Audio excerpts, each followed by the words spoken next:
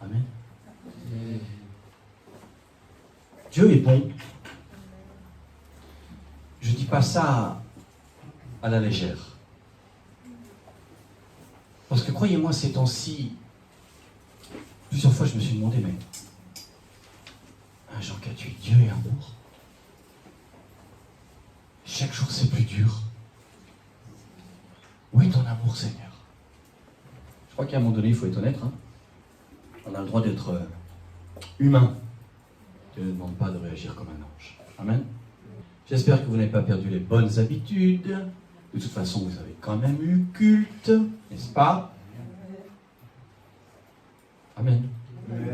Oh, vous avez eu culte quand même. Oh. Bon. Alors, on ouvre la parole dans un livre que vous affectionnez tous et toutes. Je sais que c'est votre livre préféré dans toute la parole de Dieu. C'est le premier livre des Chroniques. Tout le monde se régale énormément avec le livre des Chroniques. Donc, vous ouvrez la Bible, si vous voulez bien, dans le livre des Chroniques, et on va regarder, si le Seigneur le permet, un passage important. Croyez-moi, vous allez voir, c'est intéressant. Je commence, et nous allons lire ensemble dans 1 Chronique, chapitre 10. On va regarder les versets 13 et 14. Vous y êtes? Vous m'inquiétez. Je me suis dit, après 6 mois, ils vont être accrochés au lustre, heureux de me revoir.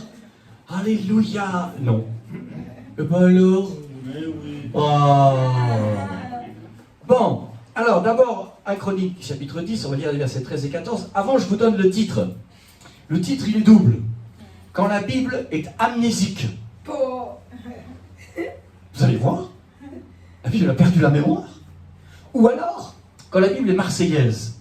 Pour ceux qui ne connaissent pas l'expression, quand on dit que quelqu'un est marseillais, ça veut dire qu'il en fait trop, qu'il en dit trop, qu'il en rajoute.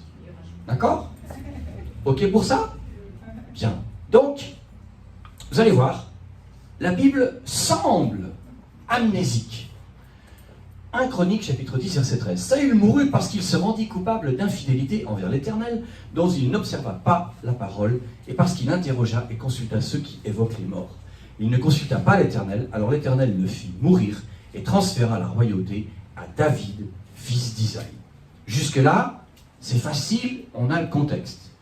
Les chroniques ne mâchent pas les mots, non seulement nous informent que Saül est mort, mais pourquoi il est mort et par qui il est mort? On pourrait dire il est mort par les Philistins. Non, il est mort par un décret de notre Dieu. Amen avec ça? On arrive au, bien sûr, chapitre suivant. Jusque-là, c'est logique. 1 Chronique, chapitre 11. Et on va lire les versets 1 à 9. Écoutez bien, parce que chaque mot a son importance. Tout Israël s'assembla auprès de David à Hébron. C'est-à-dire, on vient de dire que Saül est mort. C'est bon, vous avez entendu? Oui? Ok. Tout Israël s'assembla auprès de David à Hébron en disant « Voici nous sommes tes os et ta chair. » Autrefois déjà, même lorsque Saül était roi, c'était toi qui conduisais et qui ramenais Israël. L'Éternel, ton Dieu, t'a dit « Tu paîtras mon peuple d'Israël et tu seras le chef de mon peuple d'Israël. » Ainsi, tous les anciens d'Israël vinrent auprès du roi à Hébron, et David fit alliance avec eux à Hébron devant l'Éternel. Ils oignirent David pour roi sur Israël, selon la parole de l'Éternel prononcée par Samuel. Verset 4, David marcha avec tout Israël sur Jérusalem, qui est Jébus. Là étaient les Jébusiens, habitants du pays. Les habitants de Jébus dirent à David, tu n'entreras pas ici. Mais David s'empara de la forteresse de Sion, c'est la cité de David. Ce que nous venons de lire n'est pas juste. Soit la Bible est amnésique, soit elle est marseillaise. Mais je peux vous dire, et nous allons le voir, ce que nous venons de lire n'est pas juste. Nous sommes juste après la mort de Saül, et regardez le verset 1, tout Israël s'assembla auprès de David à Hébron. C'est faux. C'est faux.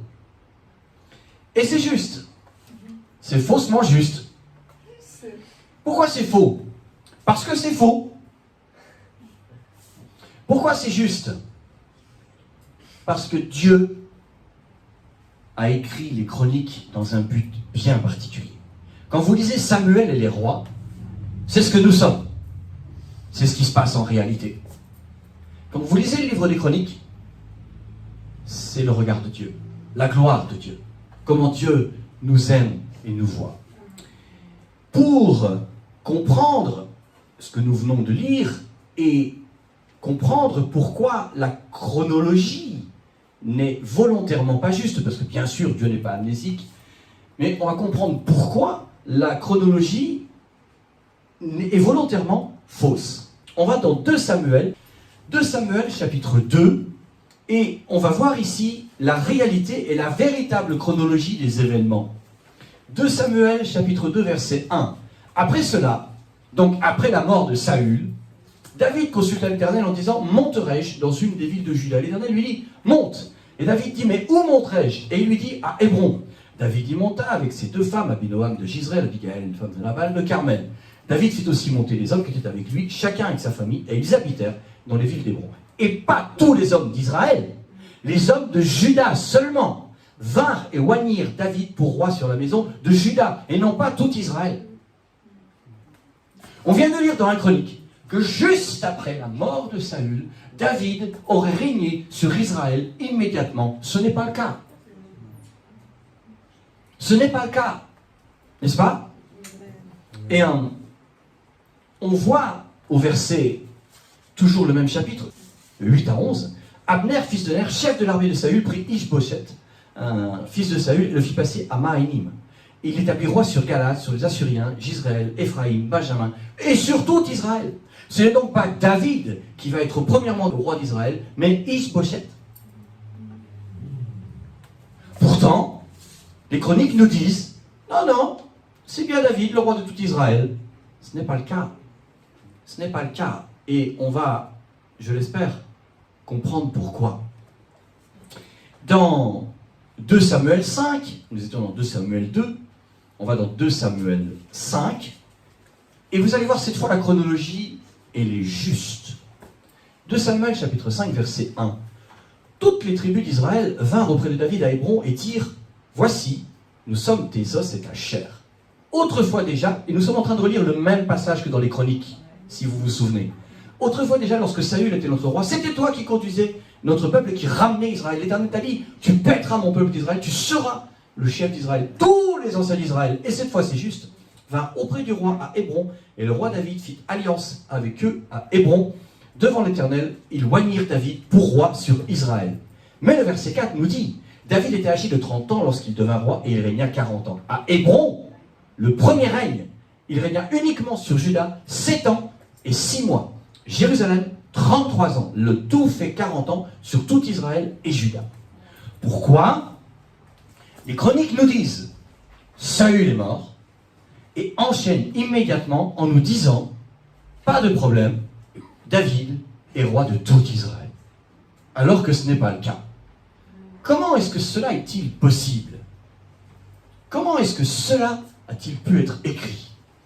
Je pense que, ici et là, au fur et à mesure des siècles, parce que nous restons des humains, certains copistes ont dû se dire « Oh,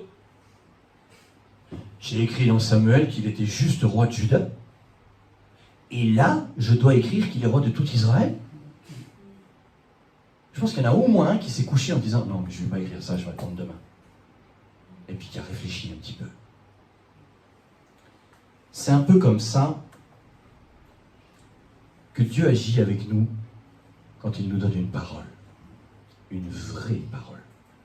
Pas une parole sentimentale, pas une parole émotionnelle, une parole du ciel. Quand la parole vient du ciel, elle ressemble à l'amnésie que l'on croit trouver dans 1 Chronique chapitre 10. C'est-à-dire que Dieu commence par la gloire. Dieu commence par ce qui va bien. Dieu commence par comment lui voit les choses. Amen ou pas?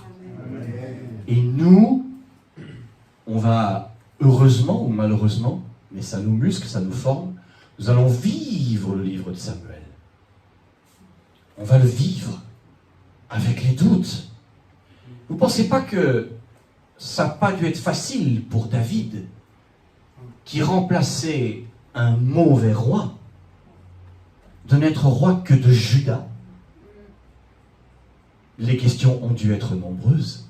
Seigneur, tu m'as oint, tu m'as donné la félicité, tu m'as donné des promesses extraordinaires par Samuel, tu as fait périr Saül par la main des Philistins. Qu'est-ce que j'ai fait, Seigneur? Qu'est-ce que j'ai fait? Qu'est-ce qui t'a déplu? Pourquoi je suis roi que de Juda? Pourquoi Ishbosheth, il est sur Israël, qui représente 90% du pays, alors que moi, comme disait Napoléon en son temps, je suis roi d'un caillou? Pourquoi, Seigneur? Qu'est-ce que j'ai fait devant toi? Croyez-moi, cette question, je me la suis posée ces temps-ci. Quand le coma de mon épouse a commencé, croyez-moi, il n'y a pas de fierté. Seigneur, qu'est-ce que je fais? Qu'est-ce que j'ai fait? Qu'est-ce que je dois faire? Et la seule réponse que j'ai trouvée, c'est de vivre chaque jour le déroulement de Samuel. Je n'ai pas essayé d'aller dans les chroniques, en commençant par la fin, parce que j'en avais pas la force. J'ai simplement... C'est pas marrant, mais quelques jours avant, quelques semaines avant, je disais à mes enfants, je peux même plus dire à chaque jour suffit sa peine. Je peux dire maintenant, à chaque heure suffit ses minutes, et parfois à chaque minute suffit ses secondes. Et j'étais là, en réanimation, et je priais, je chantais, je suppliais, et je disais, papa, comme on l'a lu tout à l'heure, acte 14:3, permets que quand je prie, il se fasse un signe, un prodige et un miracle. En demandant cela, je demandais un Chronique 10, je demandais David tout de suite sur Israël. Je ne l'ai pas eu. Vous m'avez aidé. Je vous en remercierai jamais assez. Combien de fois j'ai pensé à vous, en disant, ils sont en train de prier, ils sont en train de m'aider. C'est l'arrière-garde. Sans eux, je ne vais pas y arriver. Et finalement, vous savez quoi? Dieu permet qu'on tienne. On ne comprend pas vraiment pourquoi. Mais Dieu permet qu'on tienne. Et puis contre toute attente, non pas de nous, parce que nous savions que le Seigneur allait le faire, mais les médecins contre toute attente, alors qu'ils pensaient qu'elle était perdue, elle s'est réveillée. Au bout de très longtemps, mais elle s'est réveillée. Et contre toute attente, elle a une partie, une grande partie de tout ce qui fait notre maman Valérie. Alors on s'attend au Seigneur pour la suite. Mais j'essaye de rester humble. J'essaye de rester à ma place. Si je vous disais je peux aller me promener dans la Chronique 10 tout de suite, je vous mentirais. Puisse cela être une leçon pour vos vies aussi. Quand l'épreuve est là, n'essayons pas de la transformer avant le temps. Certaines souffrances, le Seigneur permet qu'on les vive et on ne les comprend pas. On ne les comprend pas. Amen. Donc notre bien-aimé David n'avait pas péché. Il n'était pas impur. Il n'était pas mauvais. Mais Dieu a permis qu'il prenne soin d'un tout petit troupeau pour qu'il apprenne que dans un petit troupeau, il n'y a pas de petites âmes. Toutes sont importantes. Amen. Toutes ont besoin d'amour. Toutes ont besoin de soins. Et ensuite, quand la leçon a été comprise, ça lui a aussi permis pendant ce temps d'être un peu plus père. Il y a vraiment 2 temps, c'est pas le sujet aujourd'hui, mais vraiment 2 temps dans la paternité de David, entre le moment où il est roi uniquement de Juda et après de tout Israël. Donc, dans nos vies, parfois, il y a des taquets, des tabulations d'arrêt, et on tempête. Seigneur, pourquoi? Seigneur, pourquoi? Seigneur, pourquoi? Et David a certainement eu ces questions-là. si vous lisez les psaumes, on les trouve, ces questions. Mais nous savons avec le recul, c'était encore une grâce de Dieu. Et souvent, la grâce, elle est dure à vivre. Amen. Amen. Donc, on a vraiment deux règnes pour David, 2 Samuel 2, le premier règne, 2 Samuel 5, le deuxième règne. Et puis, on voit donc qu'il va patienter pendant 7 ans et 6 mois pour un homme de guerre. Chaque jour a dû être long. Amen. Amen. Et finalement, on arrive déjà à la conclusion. Vous le savez, on fait un culte court et on voit. On va retourner dans les chroniques. Et, l'amnésie est terminée. 1 Chronique, chapitre 12. Et je prends le verset 1. On va piocher dans 1 Chronique 12. Voici ceux qui se rendirent auprès de David à Tsiglag, lorsqu'il était encore éloigné de la présence de Saül, fils de Kis. Il faisait partie des vaillants hommes qui lui prêtèrent leur secours pendant la guerre. Ici, Saül est encore vivant, il est encore roi. Donc, un premier peuple, une première vague de vaillants hommes viennent s'assembler auprès de David. Verset 2, c'était des archers lançant des pierres de la main droite, de la main gauche, tirant des flèches avec leur arc. Ils étaient de Benjamin, du nombre des frères de Saül. Donc, on voit avec ce verset 1 et 2, pendant que Saül est encore roi, un premier contingent, si je puis dire, de personnes viennent donner main forte à David, l'encourager, et puis surtout, lui donner de l'importance, de la force. On va au verset 23, toujours du même chapitre. Voici le nombre des hommes armés pour la guerre qui se rendirent auprès de David à Hébron afin de lui transférer la royauté de Saül selon l'ordre de l'Éternel. Ici, on a un deuxième contingent qui arrive pour le premier règne. Saül est mort et une deuxième partie des gens de David arrivent auprès de lui et puis vont l'aider. Amen. 38 à 40, toujours le même chapitre, 1 Chronique 12. Tous ces hommes, gens de guerre, prêts à combattre, arrivèrent à Hébron en sincérité de cœur pour établir David roi sur tout Israël. Cette fois-ci, c'est la bonne. Le premier verset nous parlait d'hommes vaillants qui viennent l'aider. Le deuxième, d'hommes vaillants qui viennent dans le premier règne. Et puis tout le monde s'assemble. Au verset 38, tous ces hommes, donc c'est-à-dire les 3 contingents ensemble, gens de guerre, prêts à combattre, arrivèrent à Hébron en sincérité de cœur pour établir David roi sur tout Israël.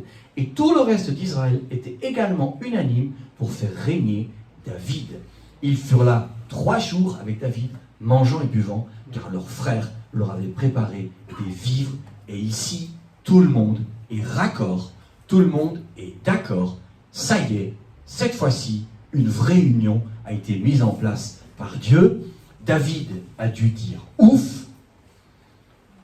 Israël, finalement, c'était eux qui étaient amnésiques, puisque 7 ans plus tard, ils viennent lui dire « Ah, on le savait. Déjà du temps de Saül, c'était déjà toi. On le savait. » C'est bizarre. Pourquoi ils ont entendu 7 ans et 6 mois? Mais ils le savaient. Bon, alors c'est bien. C'est bizarre, hein? Pour nos vies, ce qui est important, c'est de garder en mémoire 1 Chronique 10. Dieu a écrit 1 Chronique 10 parce qu'il est Dieu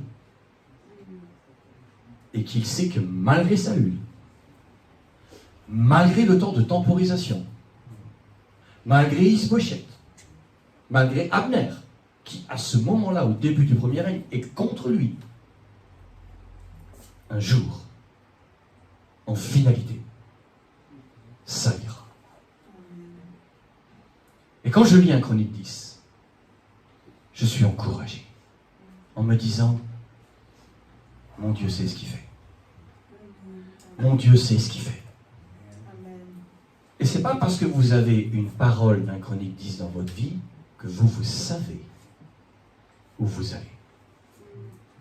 C'est toujours bien d'être très petit. C'est pas parce que Dieu nous a dit, vous allez vivre cela, faire cela. Là, il y a eu une parole pour une sœur. Et maintenant, il faut la laisser vivre. Ça peut prendre du temps. Entre le moment où Dieu dit à Moïse qu'il va conduire et délivrer Israël, et le moment où ça arrive, il se passe 40 ans. Au bout d'un moment, on se lasse de la parole. On l'oublie. Elle nous frustre. On peut même la mettre de côté. Ou alors on peut même croire, je me suis trompé. Ou ceux qui l'ont reçu se sont trompés. C'est trop. Ça ne devait pas venir du Seigneur. Ça ne devait pas être ça. Je raconte une anecdote. Un jour, nous étions avec mon épouse, ma très chère épouse, notre maman Valérie nationale. Je rappelle quand même que sans elle, l'Église n'aurait jamais démarré. Et sans elle, elle ne pourrait pas continuer. Amen. Un jour, nous étions ensemble, dans une famille, chez un couple. On était sur le perron et on allait se séparer. Et je leur dis, venez, on va encore se donner la main, on va prier. Ce couple a 2 enfants. Il y en a une pour qui, franchement, la fille, tout va bien. Elle est mariée à un fils de pasteur, elle va dans la même église qu'eux, elle habite à un jet de pierre de chez eux, elle a eu des enfants, ils voient les petits-enfants très régulièrement, c'est même la nounou des enfants. C'est la fête. C'est vraiment agréable. Le fils, comment dire, c'est vraiment pas pareil. Il n'a pas reçu le Seigneur, ou alors il l'a bien caché. Il vit avec une femme dans le monde, et il a même déménagé à l'île de la Réunion. C'est une distance assez conséquente. Et les parents souffrent depuis des années de ça. C'est un enfant que j'ai vu grandir dans l'église. C'est un enfant dont je me suis beaucoup occupé. Je ne le prendrai plus dans mes bras maintenant, il est trop grand. Mais il y a une 30aine d'années, je me suis beaucoup occupé de cet enfant. Et franchement, je ne serais pas étonné qu'il ait déjà reçu le Seigneur. Mais le temps parlera. Nous sommes donc sur le perron. Et le frère est poli, c'est le pasteur qui dit, alors on se donne les mains, quoi. Et on prie. Et là, je reçois une vision toute simple. Et je dis au frère et à la sœur, donc au papa et à la maman, il faut faire attention dans ces cas-là, parce que quand on va annoncer un Chronique 10, et que les parents sont dans 2 Samuel 2, le contraste est tellement grand qu'on a l'impression qu'ils vous parlent d'une planète qu'ils ne connaissent pas. Et je leur dis, le Seigneur vous dit que votre enfant va faire 2 choses en même temps dans le temps de Dieu. Il acceptera le Seigneur et se fera baptiser dans la foule. Le moment venu, ça va se précipiter. Merci frère. C'est pas vraiment passé. Je le sentais bien. Et je le comprenais, je l'acceptais. Quand vous dites des choses comme ça, il ne faut pas espérer un chèque en blanc. Les gens souffrent. Les gens attendent. Les gens ont le droit de ne pas croire. En disant, oui, c'est lui qui l'a dit, mais il connaît la situation, machin, bon, bref. Et j'étais peiné. Mais je comprenais. On s'en va avec mon épouse. Et dans mon cœur, je me disais, c'est dommage parce qu'elle ne va pas vraiment lui servir cette parole. Parce que son cœur est trop dans la peine. Et Dieu est bon. Saint frère, il ne tient pas en place. Il achète beaucoup de baskets, je pense. Et donc, il va marcher, courir, tout le temps. Tout le temps. Il a passé 65 ans, mais tout bataille, jamais là. Tout le temps en train de courir. Maintenant, il est portable, donc on arrive à le joindre. Mais à l'époque, il y a 30 ans, il est où ton mari?